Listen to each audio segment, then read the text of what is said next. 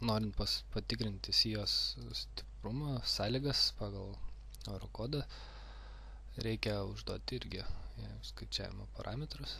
Pasižymime pradinį programą nustatytą sijams skaičiuoti tokį šabloną ir pažymime tai, kas mums reikia būtent tai sijai, kurią projektuojam.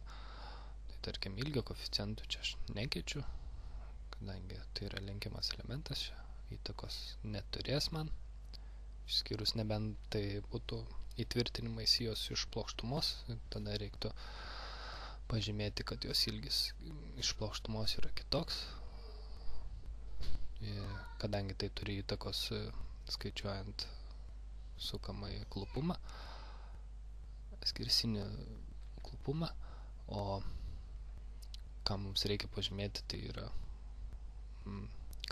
kad vertintų skersinį klupumą, kadangi pas mane čia yra ilginiai, tai skaitau, kad nesuvaržyta sija iš plokštumos. Čia pažymima, kurioje vietoje yra pridėta apkrova.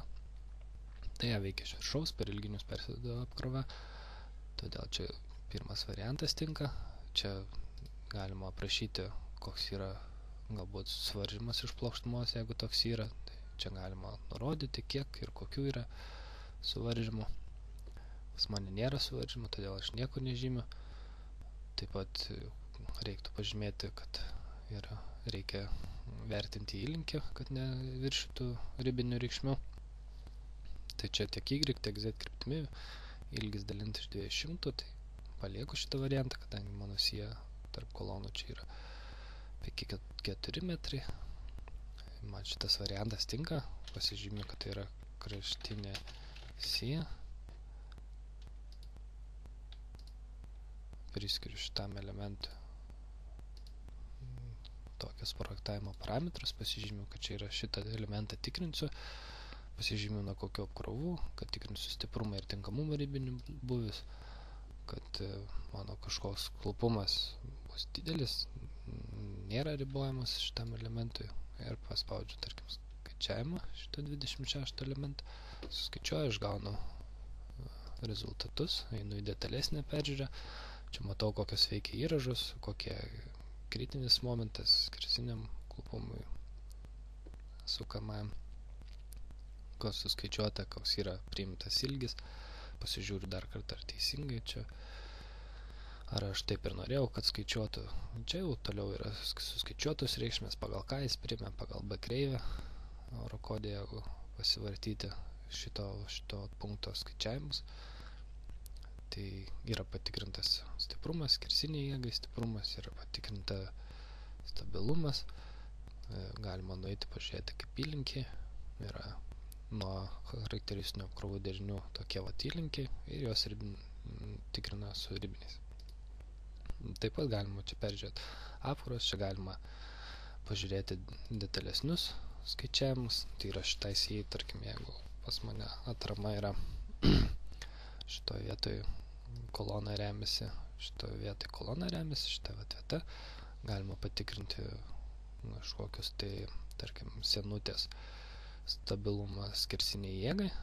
Spaudžiu, pasirenku šitą skaičiavimą, čia yra nurodyti, kokie standumo elementai priimti, tarkim, pirmas, antras, koks plotis jų, kiek yra, kad iš abiejų pusių, koks jų storis, 5 mm, žodžiu, koks aukštis ir taip toliau. Tai aš paspaudęs skaičiuoti, man išmeta atsakymus, tai yra skaičiavimo kažkokius tai rezultatus, kokie parametrai, kur kas sudėta, kas sudaryta ir čia paskaičiuotos, kokios sąlygos buvo atliktos, kas skaičiuota ir kas priimta. Tai nereikia tikrinti kirpimo klupdymo atsparumą šiuo atveju. Tačiau čia gali būti kažkokia didžiulė skersinė jėga, galbūt tada reikėtų tikrinti ir taip toliau. Šiuo atveju nereikia tikrinti. Čia galima gniauždamos juostos stabilumą tikrinti, vėl kažkokias kliekame, vėl turime atsakymus, tenkina, netenkina sąlygas, standumo briaunų skaičiavimus. Matome, čia pirma sąstanda, antra sąstanda, standumo briauna skaičiuota. Pirma, antra, čia vietos užžymėtos schemoje. Čia tokie detalesni skaičiavimai, kur, tarkim, dažnai nevertinam, tiesiog sudedam standumo briaunas ten, kur atraminės reakcijos. Tai čia tai galima pasitikrinti robotą. Tai tiek rezultatus turime. Galima, aišku, dar pabandyti ir pakeisti profilį, tarkim, spaudus čia auto, jis parinko man tą patį. Nu, geresnio varianto nerado iš HEA profilių. Tai tiek.